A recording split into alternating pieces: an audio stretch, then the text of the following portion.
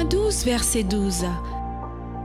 Réjouissez-vous dans l'espérance et soyez patients dans la détresse, persévérez dans la prière.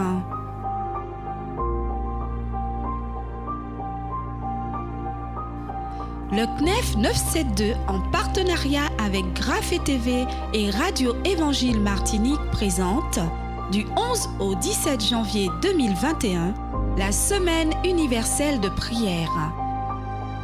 Chaque jour, découvrez un visage du CNEF et les différents sujets d'intercession.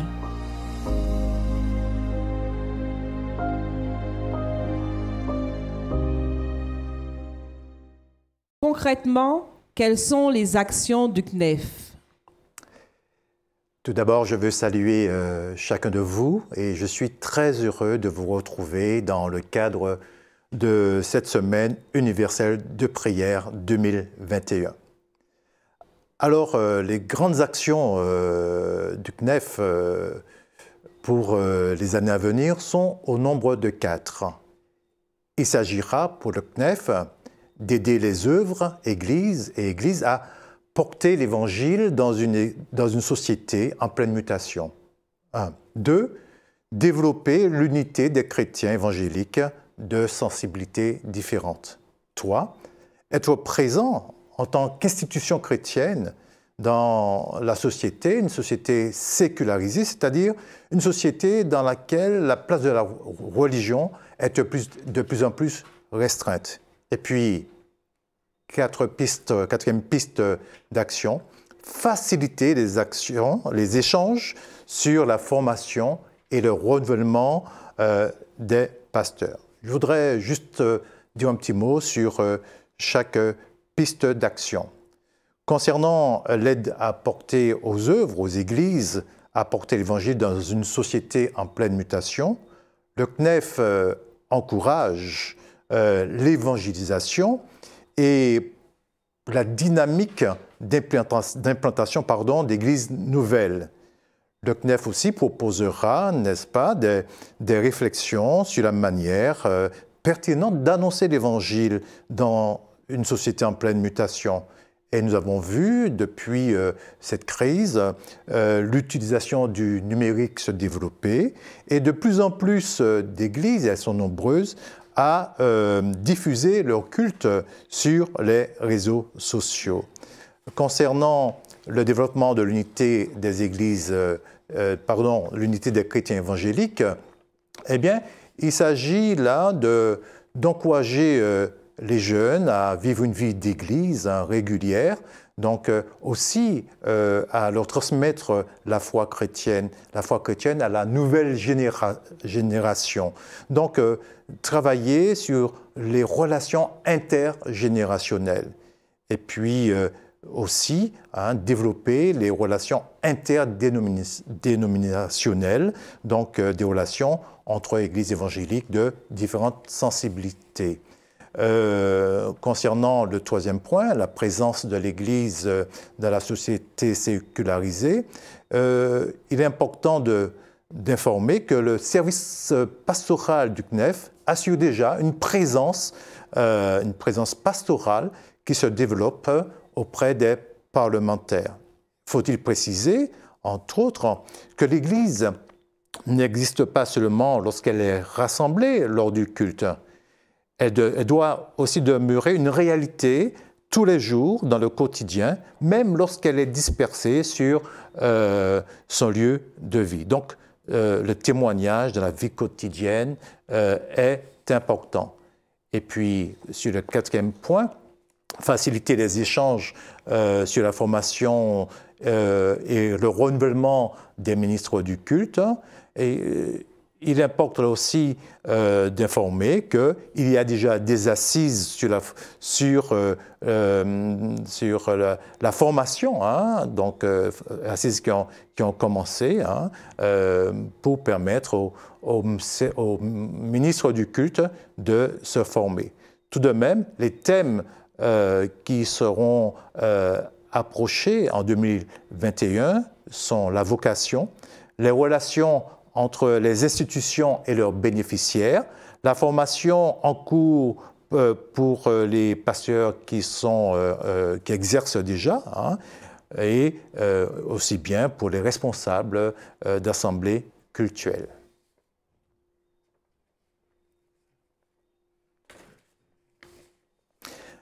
Alors le thème abordé pour ce 4e rendez-vous de la Semaine universelle de prière est celui-ci, prier pour les jeunes générations.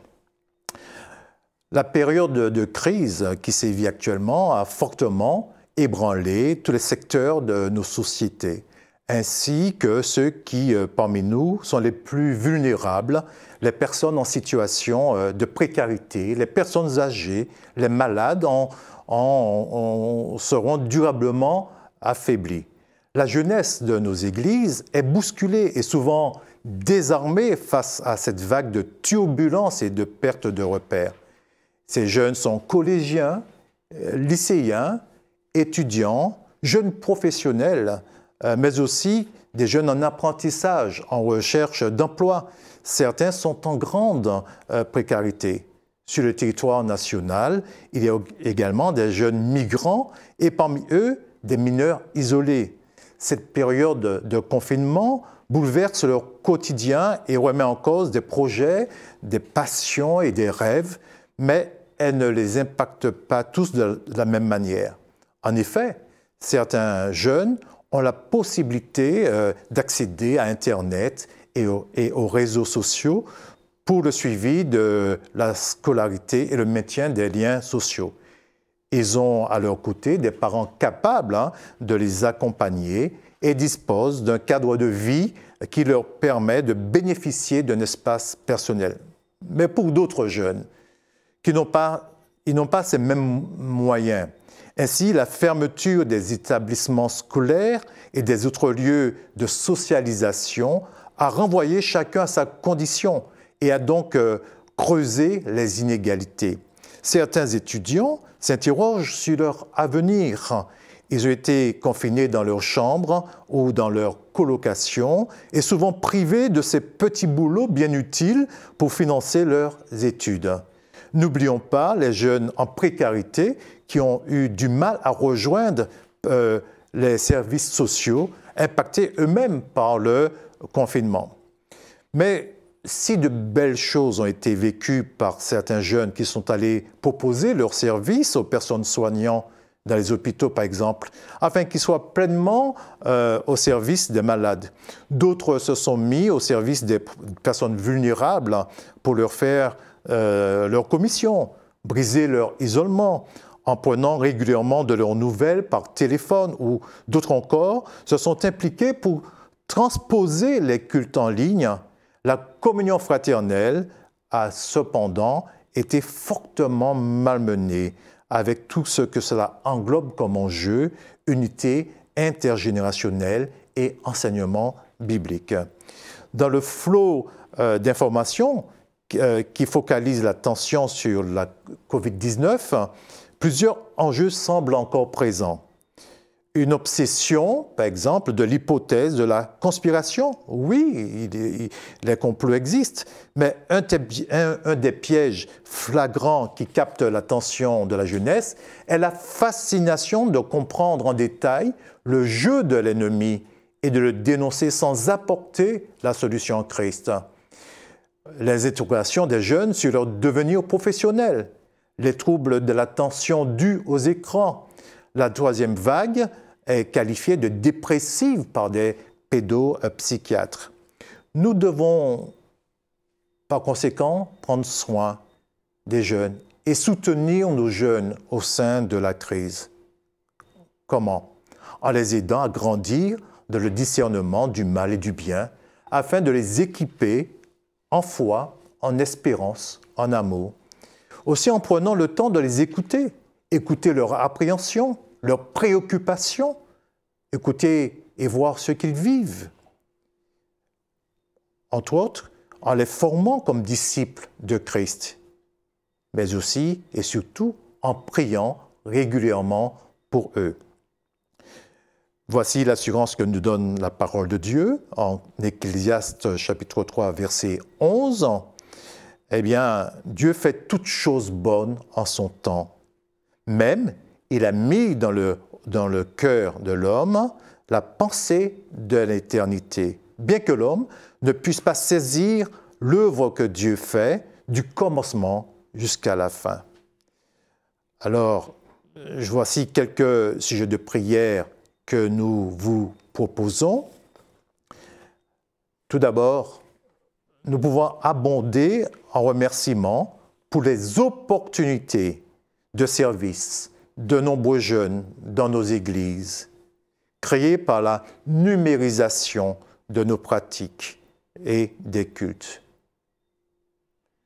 Prions aussi pour que le Seigneur se révèle aux jeunes dans son espérance éternelle et sa justice parfaite. Prions pour que nous soyons acteurs et intercesseurs fraternels, profondes et pratiques en dehors du culte. Prions pour que nous prenions des mesures fermes pour former des disciples qui se multiplient. Prions pour que Dieu guérisse le moral, la santé mentale et spirituelle de la jeunesse sur le territoire hexagonal, aussi dans les DOM. Prions que nous développions une solidarité sociale et communautaire plus adaptée et parlante pour la génération montante et que le Seigneur les garde de la séduction du communautarisme, surtout sur le territoire national, communautarisme islamique radical. Que le Seigneur vous bénisse chacun et je vous encourage vivement à persévérer dans la prière à l'attention de la jeune génération. Soyez bénis et à bientôt.